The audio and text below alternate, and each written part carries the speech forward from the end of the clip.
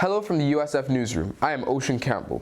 Tampa is one of the fastest rising cities in the United States today, and while this appears wonderful, it brings many pitfalls for the residents of the area.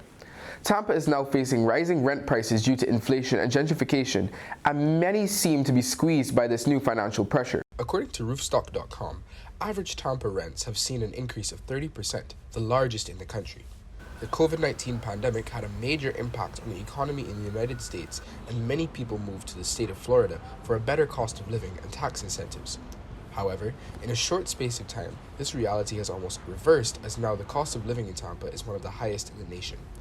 This has implications for all Tampa residents, but will disproportionately impact those in lower economic brackets and persons who already struggle financially. We were curious how this situation has been impacting those currently in university or having recently graduated, to see if they had their own unique experience with the crisis. So we began at the ground level, hearing students' views of the problem. University students of all ages find themselves at some point moving out and living in student housing to pursue their education.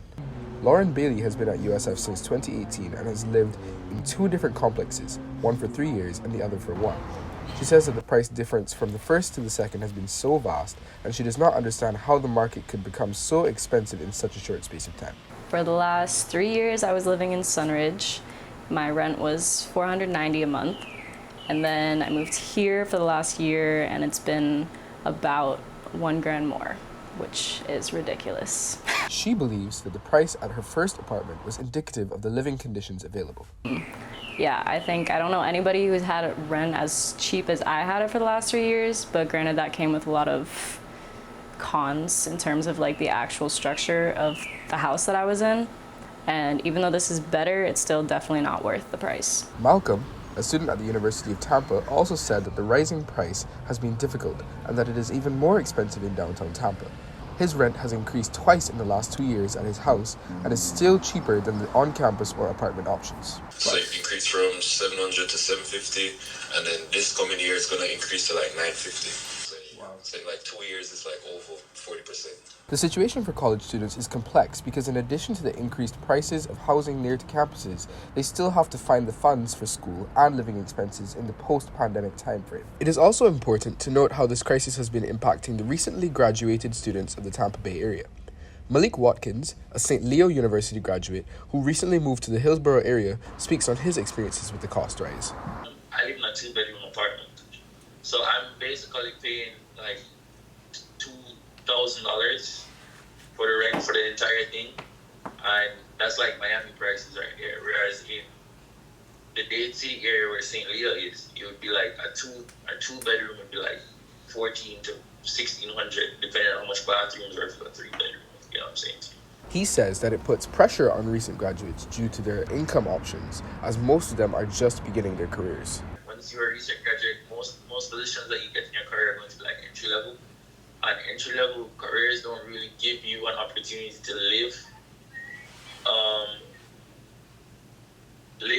especially like without a roommate. Most recent graduates have to get a roommate to be able to afford like housing because the rent is expensive. Nicholas Innes, a recent USF graduate living in the Carrollwood area, also uses rent sharing as a strategy to get by. From the time I first started school in 2014 to when I would have graduated, I think that my way of mitigating some of that increase in rent prices was to always have a roommate.